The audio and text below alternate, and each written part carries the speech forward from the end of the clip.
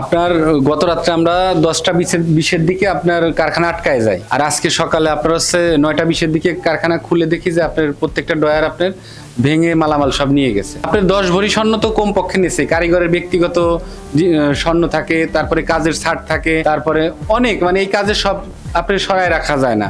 এটা কালকে আমি এই চোরটা খাল করে চোর অনেক বিজিল ছিল, চোরের বিজিল ছিল, চোরটা বসানো হয়ে গেছিল, পুরাটাই সাজানো হয়ে গেছিল, চোরের সব বিজিল খুলে নিয়ে গেছে এবং এখানে পুরা কাজে যেসব স্বর্ণ ছিল সব ডয়ারে স্বর্ণ ছিল, পুরা ডয়ারে এলোমেলো ভাঙা ছিল, সব ডয়ার ঘরে যত ডয়ার ছিল সব ডয়ারে ভেঙে স্বর্ণ নিয়ে গেছে। আমার টেবিলে নিম্নত 8 আনা স্বর্ণর বেশি ছিল, 8 আনার মতো স্বর্ণ ছিল।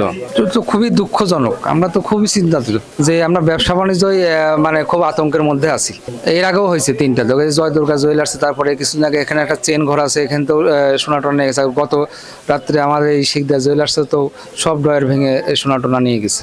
আর দুই মার্কেটের মালিক যৌথভাবে মার্কেট করার পরে ইচ্ছা করে এখানে বাউন্ডারি দেওয়ার পরে মার্কেট হয়ে গেছে অরক্ষিত, এই মার্কেট থেকে ওই মার্কেটে যাওয়া যায় না।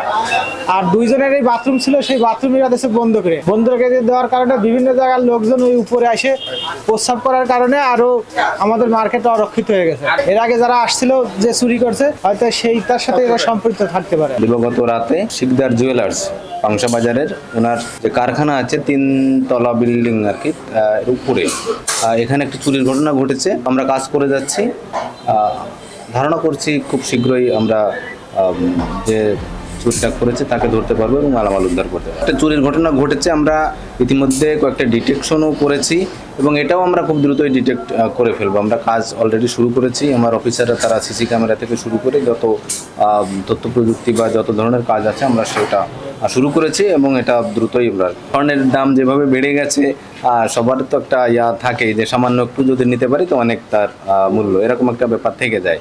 তো হয়তো বা হ্যাঁ অবশ্যই তারা যেন সিসি ক্যামেরা থেকে শুরু করে তাদের যে নিজস্ব নিরাপত্তা সেটা যেন তারা বৃদ্ধি করে।